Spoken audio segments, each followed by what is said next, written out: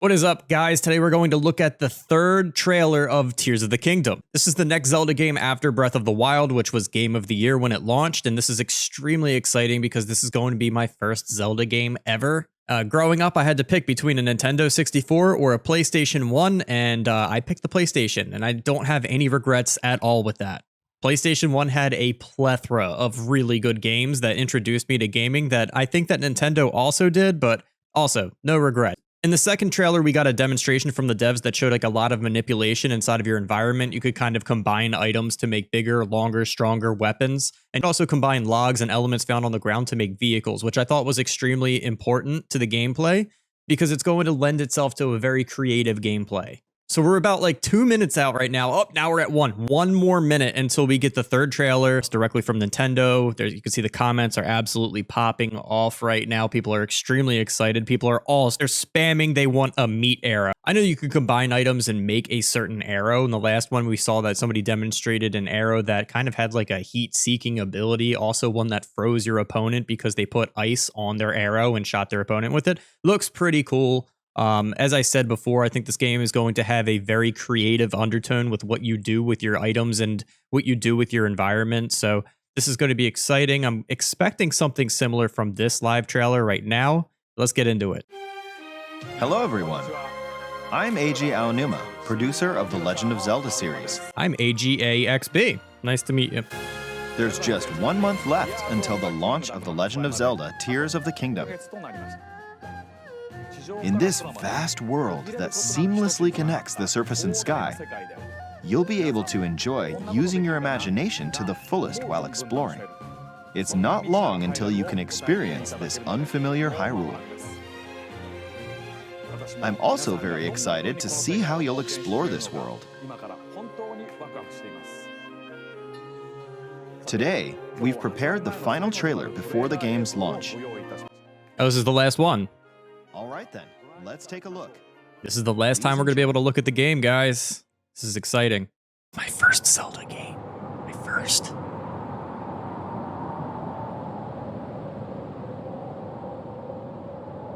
This is what I was talking about when I said all the sky island hopping. It just seems like there's a big boy up there. You see that bad boy?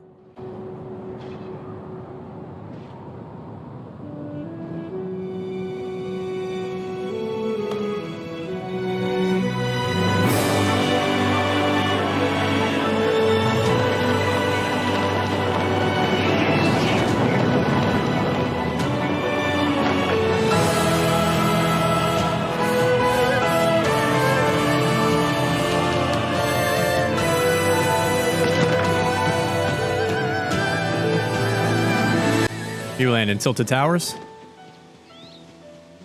Looks like he went to Moisty Mire.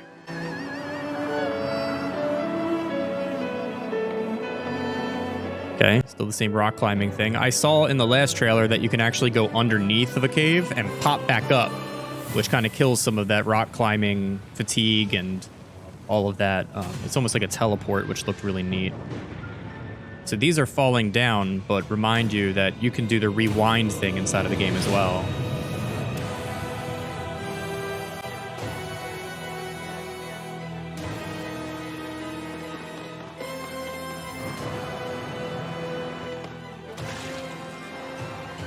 Whoa. That's some Mission Impossible stuff right there with the laser beams. Catherine Zeta-Jones. She ducks beneath the lasers. Zelda, we rely on your knight and that legendary sword he carries.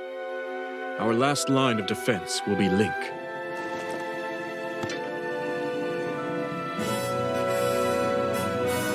Link.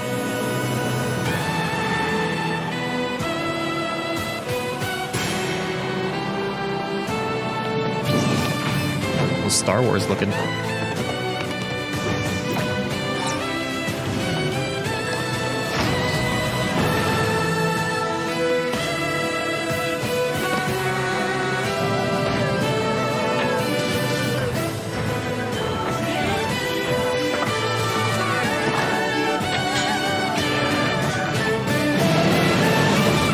Hey, yo.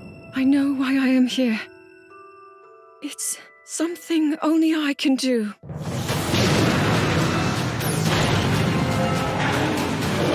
Do not look away. You witness a king's revival and the birth of his new world.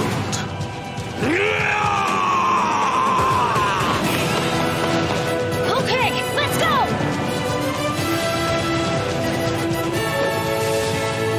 But you are not alone. Link. You are our final hope.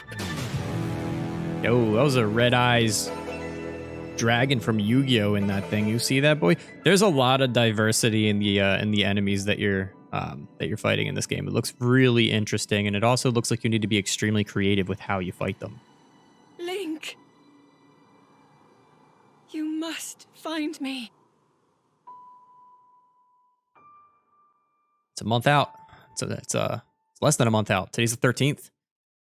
It's very exciting. I'm definitely going to be scooping this game up. I will probably live stream it. This is definitely going to be something that I want to experience with the chat. You guys need to guide me through that. This is definitely going to be one of those games that you can backseat game on, because I'm not going to be able to play this game super well by myself. Given that this would be the first Zelda game that I have ever played. And as I said before, guys, that's only because as a kid, consoles were really expensive. I just watched a video that was saying that, like, if you were buying a PlayStation 1 back in the day, it was priced nearly the same as it is to buy like a new gen console right now, which is like insane, because think about inflation. Like the, $300 to spend on a PlayStation back then was like $700 to our parents back in the day. So they told me pick a PlayStation or pick a Nintendo based console, which was, I think, was the 64 at the time. And I said, I'm going with the PlayStation. And then, the PlayStation 2 came out, and I think the GameCube may have came out after that. I just went with the PlayStation 2 because I had all these games that were backwards compatible with the PlayStation 2. So I never really got the chance to play a full Zelda game because I guess my Nintendo experience was almost strictly on a Game Boy Color and Advanced and SP, which was all exclusively pretty much Pokemon games. That's your best bang for your buck when it came to the handheld consoles. Epic. Trailer looked awesome, absolute banger, and I think that this raises the question, will this be Game of the Year, or will Hogwarts Legacy stand as the reigning contender for Game of the Year so far? I think this looks really promising, but it's also something that has been done before. Breath of the Wild was an open world looking, very aesthetically pleasing, very similar game to Tears of the Kingdom, and I'm wondering how many times we can use this to put the Game of the Year stamp on it if this have already been done conceptually before. So they have to bring some nuance to the game, and I think that the game has to be like significantly better than Breath of the Wild, which is probably really hard to do on such a limiting platform as like a Nintendo Switch, because what are you locked in at, like 60 frames? The graphics can't look insanely good. I mean, they do look very good, but I think that part of Breath of the Wild was like the whole like open world Zelda game that like some people didn't even think felt like a Zelda game. I really wouldn't know, as I said before, but I think it was just like the new take of a Zelda that really kind of gave it that Game of the Year vibe. So I'm wondering if this is going to do it again, or is I personally think that the fandom of Harry Potter plus an extremely good platformed game that we've been waiting for 20 years might kind of overshadow this game if, Tears of the Kingdom doesn't come out of the gate just like blazing hot. So we shall see.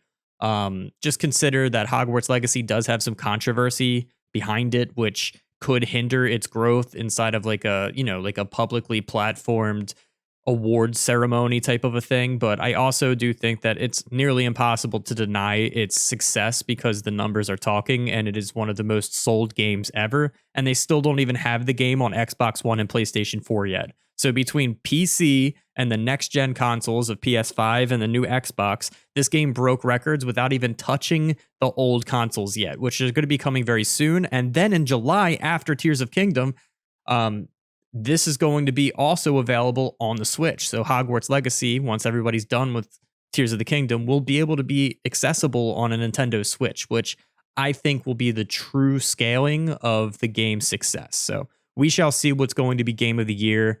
My bets right now are probably on Hogwarts Legacy. My fingers that this is going to be like a neck and neck thing, and you know, we still have Starfield to look at as well, but those Bethesda games, they kind of age like wine.